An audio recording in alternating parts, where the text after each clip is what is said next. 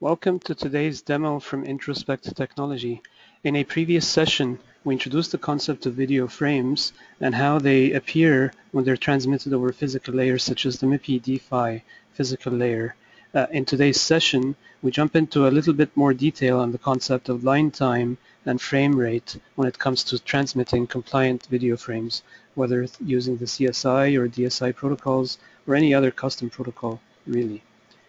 So in a previous session, we described video frames as being rasters of packets that get transmitted, representing the active portion of each line in the image. And so as you can see, as we scroll through these packets here, there are periods of low power states where very little data, if at all, is being transmitted.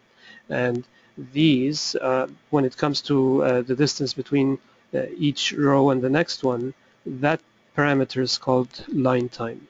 And so it's basically the spacing of the packets as they get transmitted from one line to the other. So that's line time. By the same token, the concept of frame rate is really the distance, how fast an entire frame is transmitted from one frame to the next. And so in this picture here, the frame rate really is a representation of the distance of this parameter here called frame blanking. So let us go ahead to the hardware and play with it and see what that means in a real context when operating a real system.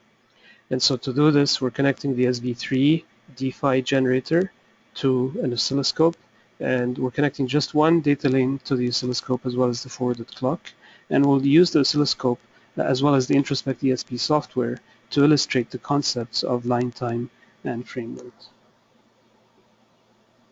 So I have a view of the Introspect ESP software right here in front of us.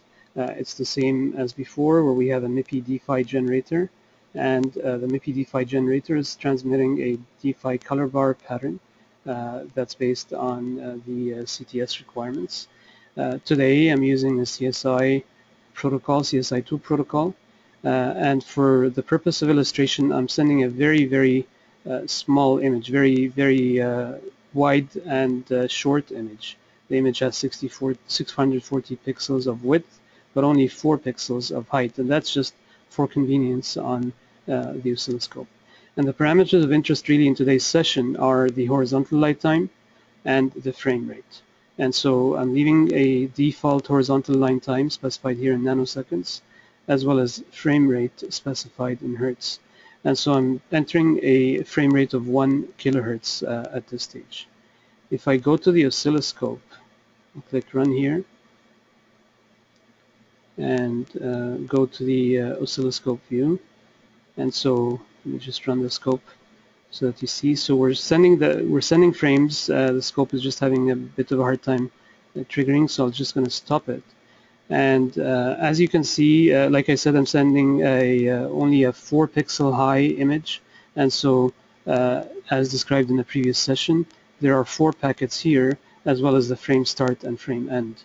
And when we talk about frame rate, like I said, it's the spacing between the frames. So this is an entire picture that's being transmitted. We wait for a while, and then we transmit another picture, and so on.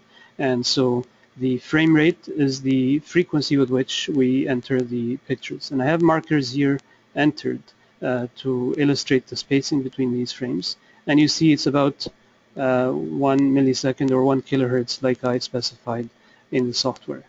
If I go ahead now and change the frame rate, let's say I want to run it even faster, 2000 frames per second, and click run. So now the test has been transmitted. I'll go and run the scope again, trigger the scope again, just to see it. And so now we basically see that the frames are coming twice as fast. If I move the marker just a little here, we're just about the 500 microsecond or 2 kilohertz mark. So just with a very simple click of the button, I changed the entire specification of the frame transmission. Just go ahead and click run again, and we'll see basically now we're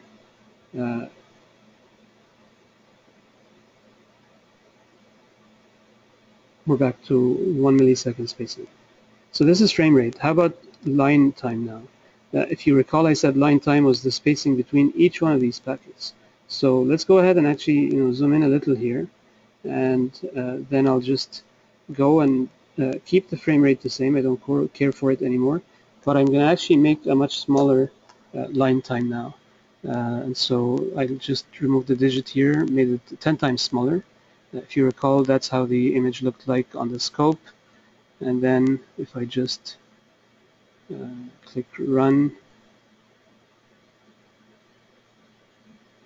and then trigger the scope again, you could see that the packets now are much closer to each other. So we've used the line time parameter to just modify the distance of the packets. I could make it much longer. I could so go to the default again, and we'll see it update on the scope as we see here, or I can even make it a much higher number. I can say 4, and we'll see it space out even more.